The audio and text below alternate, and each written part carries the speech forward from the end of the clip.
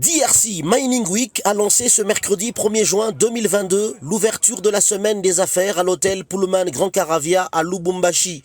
Plusieurs entreprises de différents secteurs exposent leurs produits jusqu'au vendredi 3 juin. À ces assises qui polarisent les miniers de la planète Terre, plus de 750 délégués, environ 4000 participants et 200 sponsors sont présents à cet événement de 3 jours dans le centre minier de Lubumbashi. Parmi les participants, on compte des représentants du gouvernement, des experts internationaux du secteur minier et des hommes d'affaires respectés qui ont tout intérêt à maximiser le potentiel minier en RDC.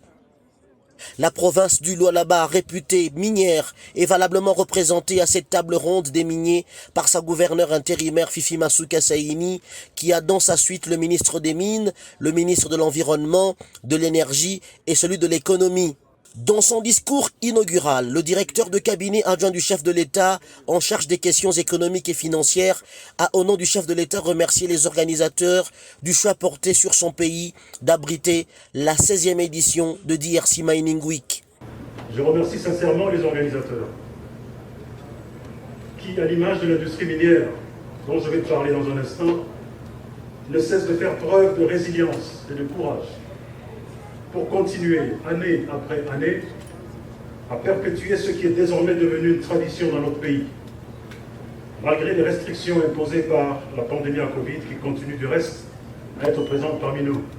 Antoinette Samba Kalambayi, ministre national des Mines, a dans son speech présenté les opportunités d'investissement qu'offre le secteur minier congolais, ceux dans plusieurs filières, notamment la filière cupro-cobaltifère avec comme ressource estimée pour le cuivre à plus ou moins 75 millions de tonnes, le cobalt à plus ou moins 6 millions de tonnes.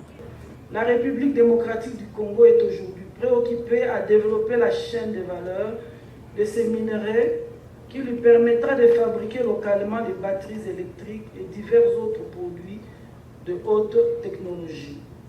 Juste après ces discours qui ont ponctué la cérémonie d'ouverture de ces assises, l'heure était à la visite des stands, notamment celui de la province du Lualaba qui a présenté ses matières premières qui font d'elle la capitale mondiale du cobalt. Signalons que pour des raisons sanitaires dues à la pandémie du coronavirus, l'édition précédente de ces assises s'est tenue par visioconférence. Mais pour cette année, tout se passe en présentiel, mais dans le strict respect des gestes barrières.